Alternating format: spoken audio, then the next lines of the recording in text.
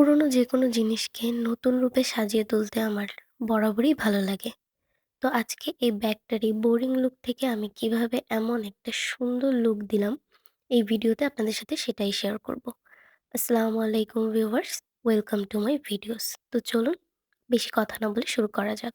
প্রথমে আমি এখানে অ্যাক্রিলিকের এই সাদা কালারটা নিয়ে নিয়েছি।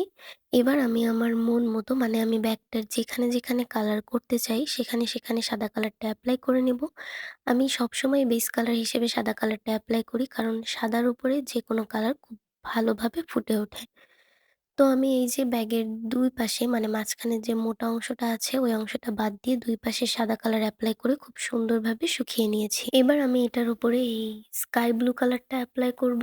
অবশ্যই খেয়াল রাখতে হবে সাদা কালারটা যেন খুব ভালোভাবে শুকিয়ে যায়। কারণ কালার না শুকালে কালারটা খুব ভালোভাবে বসবে। তো আমি এখানে সাদা কালারটা আগেই খুব ভালোভাবে শুকিয়ে নিয়েছিলাম। তারপর যেখানে সাদা কালার করেছিলাম তার উপরেই আমি ঠিক এই স্কাই ব্লু কালারটা এপ্লাই করে নিয়ে খুব ভালোভাবে শুকিয়ে নিয়েছি। তারপর আমি এখানে পেন্সিল দিয়ে পদ্ম ফুল এঁকে নিয়েছিলাম, যেটা আমার ভিডিও করতে একদম মনে ছিল না। আনফরচুনেটলি ভিডিওতে খুব ভালোভাবে আঁকাটা বোঝাও যাচ্ছে না। যাই হোক, ভিডিওতে বোঝা না গেলেও আমি দেখতে পাচ্ছিলাম আমি কি এঁকে নিয়েছিলাম। তো আমি সেই অনুযায়ী আরকি পদ্ম ফুলটা এঁকে নিচ্ছি। ফুলের পাপড়িগুলো আঁকার জন্য আমি এখানে বেবি পিঙ্ক কালারটা এপ্লাই করেছি। প্রথমেই আমি এখানে বেবি পিঙ্ক কালার দিয়ে ফুলের পাপড়িগুলো খুব সুন্দরভাবে এঁকে নিয়েছি। তারপর আমি ম্যাজেন্টা কালার দিয়ে ফুলের পাপড়িগুলো একটু হাইলাইট করার জন্য পাপড়িগুলোর বাইরে বর্ডারে আবারও একটু এইভাবে এঁকে নিচ্ছি।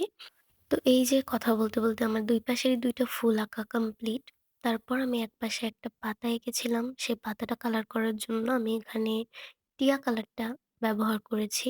তারপর আমি ফুলের ডাল দেওয়ার জন্য সবুজ কালার এপ্লাই করেছি। পাতাটা যেহেতু দেখতে খুব একটা ভালো লাগছিল না, তাই আমি এখানে পাতাটা হাইলাইট করার জন্য এর চারপাশে একটু সবুজ কালার দিয়ে এঁকে নিয়েছি। তারপর এর ভেতরে কিছু শিরা উপশিরা মানে পাতার যে ডালপালা থাকে সেগুলো এঁকে নিয়েছি। তো এই যে এবার আমি টেপটা উঠিয়ে আমার আর্টটা কমপ্লিট করছি। তো এই যে আজকে আমার ব্যাগটার ফাইনাল লুক। আপনাদের কাছে এই ভিডিওটা কেমন লেগেছে অবশ্যই আমাকে কমেন্টে জানাবেন। দেখা হয়ে যাবে নেক্সট কোনো ভিডিওতে। আল্লাহ হাফেজ।